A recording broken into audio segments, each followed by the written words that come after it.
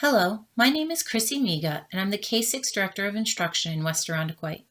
This PowerPoint has been created as a resource to help you as a parent or guardian better understand the standards and concepts your second grade child is currently learning about during distance learning. This is only to help clarify concepts for you and not meant as a replacement for any of the work your child's teacher is providing. This PowerPoint, created by our K-12 core curriculum supervisors, will review the essential standard focus for April and explain the standard focus for May. On this slide, you see the essential standards for ELA, Math, Science, and Social Studies for the end of April and through the month of May. Essential standards are the learning standards that have been identified as the most important for your child to learn during this time of distance learning. All second grade teachers are creating at-home learning using the same essential standards documents in order to provide consistency across our 6 K-3 buildings. Each question you see represents a standard your child is working on during distance learning. We know that each family has their own needs right now, so if you need help prioritizing the work sent from school, try to prioritize the reading and math first. Science and social studies provide many great hands-on learning experiences. However, please know we recognize that you and your family are doing the best that you can. You can always work with your child's classroom teacher to prioritize the work as well. On the following slides, our K-12 curriculum supervisors will explain the essential standards for each core content area, as well as provide examples. My name is Brenna Farrell, K-12 ELA Curriculum Supervisor. In thinking about the priority skills and concepts at Grade 2, the focus topic is becoming a novice reader and writer. The work that you most likely observed your child engage with over the month of April was around reading, writing, spelling patterns, and talking about the main ideas in characters and text.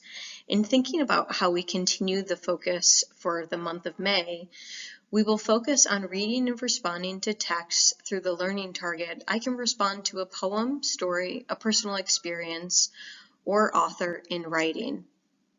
Additionally, it's important to spend time each day reading, writing, and talking about texts. The second guiding question is exactly this. How can we continue to practice reading, writing, and discussing books every day? Well, I apologize for the large amount of text on this slide. I wanted to provide a glimpse of some activities that you can engage your child with at home, as well as a few examples of what I mean when I talk about the importance of reading, writing, and talking about texts. As you see in this column here titled Thinking Deeply About Reading, I encourage you to ask your child some of these probing questions.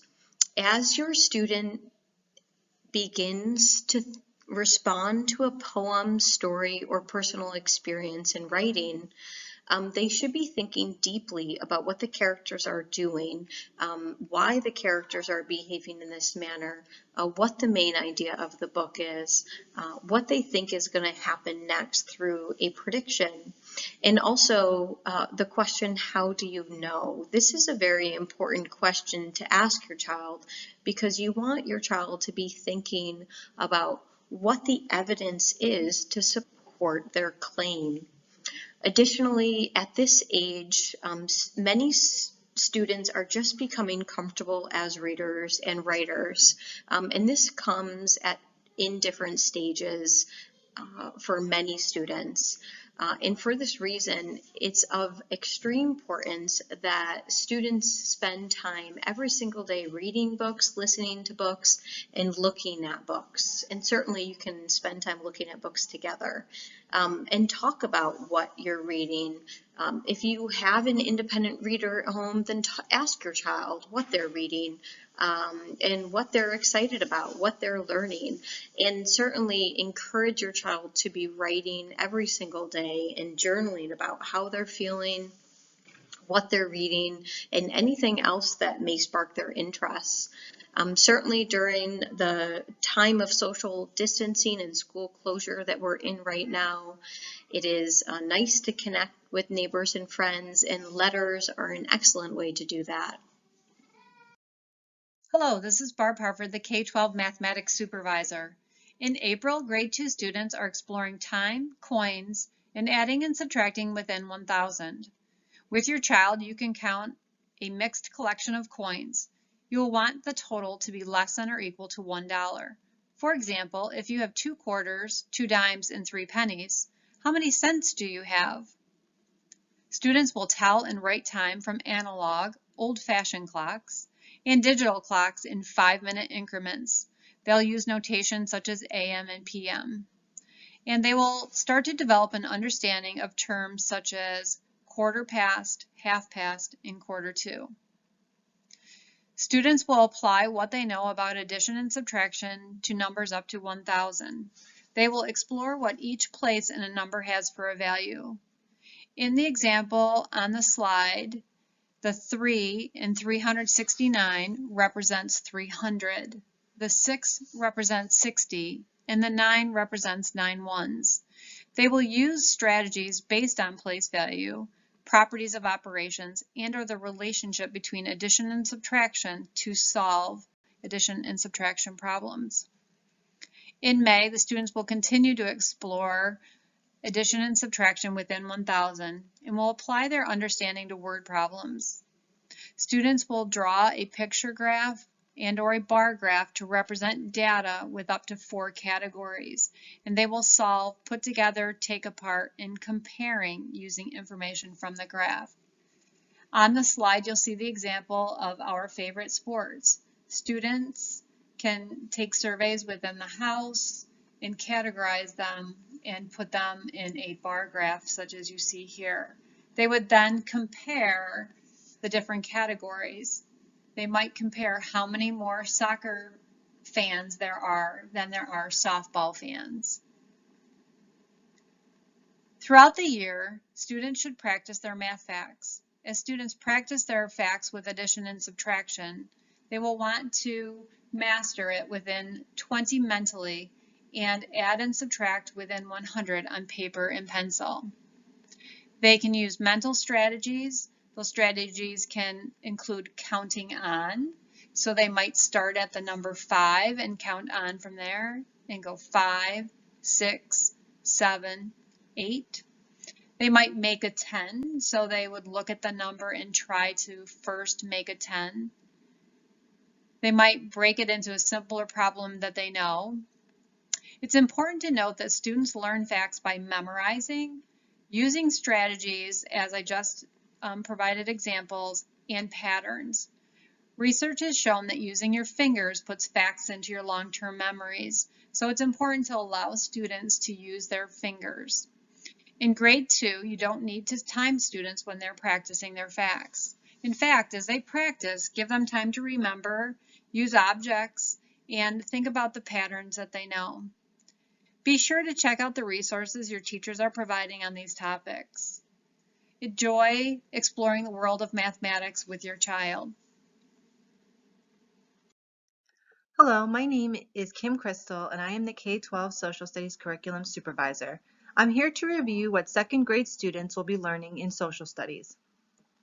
The most important part of social studies in second grade is for students to understand what it means to be a positive and engaged member of their communities, where people share similarities but also are different from one another. Students will also explore some basic economic concepts like needs versus wants. As students prepare to move into grade 3, they should have a good understanding of their rights and responsibilities as a community member and how communities work together to meet their needs and wants. While teachers have been and will continue providing materials to support students' learning and understanding of these essential concepts, you can also support your students' learning by using simple discussion questions.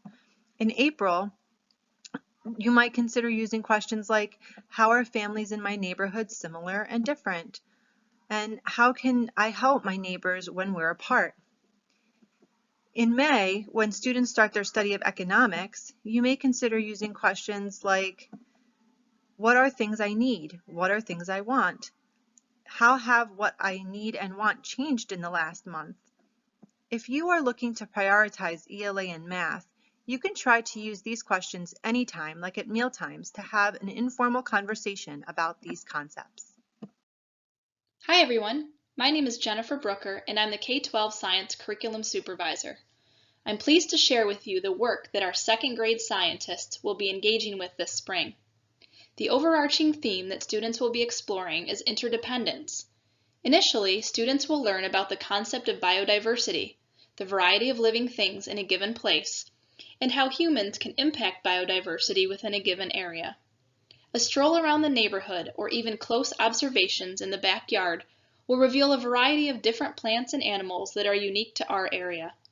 As an extension, children may connect through technology with relatives who live far away to share similarities and differences in the types of organisms that live in their area.